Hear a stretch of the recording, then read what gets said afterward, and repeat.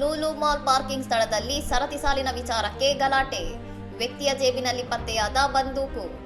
ಹೈದರಾಬಾದ್ನ ಕುಕಟಪಲ್ಲಿಯ ಲೂಲು ಮಾಲ್ನಲ್ಲಿ ಭಾನುವಾರ ರಾತ್ರಿ 2 ಕುಟುಂಬಗಳ ನಡುವೆ ಸರತಿ ಸಾಲಿನ ವಿಚಾರವಾಗಿ ನಡೆದ ವಾಗ್ವಾದವು ವಿಕೋಪಕ್ಕೆ ತಿರುಗಿ ಹಲ್ಲೆಯಲ್ಲಿ ಅಂತ್ಯಗೊಂಡಿದೆ. ಘಟನೆಯ ಮಧ್ಯೆ ಶಾಪಿಂಗ್ ಮಾಡುತ್ತಿದ್ದ ಮೊಹಮ್ಮದ್ ಸಿದ್ದಿಕ್ ಎಂಬಾತನ ಜೇಬಿನಲ್ಲಿ ಪಿಸ್ತೂಲ್ ಇರುವುದನ್ನು ಗಮನಿಸಿದ ಜನರು ತಕ್ಷಣ ಮಾಲ್ ಆಡಳಿತ ಮಂಡಳಿ ಮತ್ತು ಕೆಪಿಎಚ್ಬಿ ಪೊಲೀಸರಿಗೆ ಮಾಹಿತಿ ನೀಡಿದ್ದಾರೆ.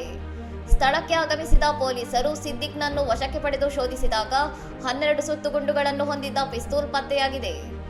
ಬಂಧಿತ ಸಿದ್ದಿಕ್ ಬಳಿ ಪಿಸ್ತೂಲ್ ಇಟ್ಟುಕೊಳ್ಳಲು 2029ರವರೆಗೆ ಮಾನ್ಯತೆ ಇರುವ ಪರವಾನಗಿ ಇರುವುದು ತನಿಖೆಯಲ್ಲಿ ದೃಢಪಟ್ಟಿದೆ. ಕೇರಳ ಮೂಲದ ಕುಟುಂಬವು ಯಾವುದೇ ದೂರು ದಾಖಲಿಸದ ಕಾರಣ ಸಾರ್ವಜನಿಕ ಸ್ಥಳದಲ್ಲಿ ಕಿರಿಕಿರಿ ಉಂಟು ಮಾಡಿದ ಆರೋಪದಡಿ 3 ನೋಟಿಸ್ ನೀಡಲಾಗಿದೆ. ವಿಚಾರಣೆಯ ನಂತರ ವಶಪಡಿಸಿಕೊಂಡಿದ್ದ ಬಂದೂಕನ್ನು ಮಾಲೀಕರಿಗೆ ಹಿಂದಿರುಗಿಸಲಾಗಿದ್ದು, ಮಾಲ್ನಂತಹ ಜನನಿಬಿಡ ಪ್ರದೇಶದಲ್ಲಿ ಸಾರ್ವಜನಿಕರ ಸುರಕ್ಷತೆಯ ಬಗ್ಗೆ ಮತ್ತೆ ಚರ್ಚೆ ಹುಟ್ಟಿಕೊಂಡಿದೆ. ಇನ್ನಷ್ಟು ಸುದ್ದಿಗಳಿಗಾಗಿ ನೋಡ್ತಾ ಇರಿ ಸೌರಂ ಟಿವಿ.